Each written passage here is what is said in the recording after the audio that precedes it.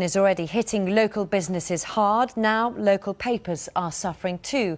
One of the largest publishers of regional papers, Johnston Press, has warned its advertising revenue has fallen by more than a third since the start of the year. Nick Hyam has been to Long Eaton in Derbyshire to find out what happens when a community loses its local paper. Long Eaton used to have a local paper. 4,000 people a week bought the Long Eaton Advertiser.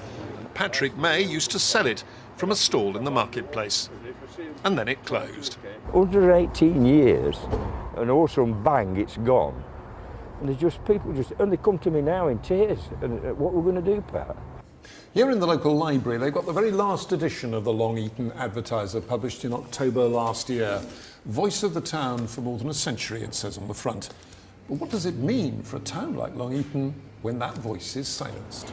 It was our links with the community. It was our way of letting people in the community know the sorts of things that we were doing. We used to advertise in the local paper. We'd put a notice in to tell them that the brown bins are taking grass from this week. Can't do that now.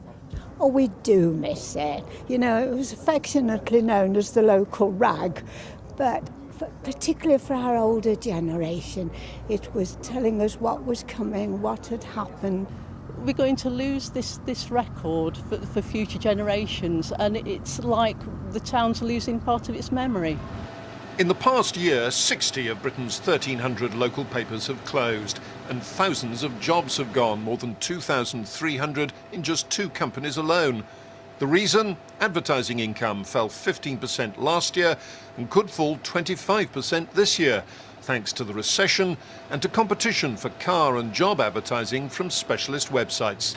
Surviving newspapers, this is the Derby Evening Telegraph, say the government must allow more newspaper groups to merge so they're better equipped to compete with the web.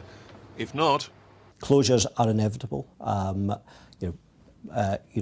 Titles have already closed in these past few months. More titles will close before this recession is over. But in one town, it's already too late. The printworks closed years ago, now the paper's gone too, and with it part of the glue that held this community together.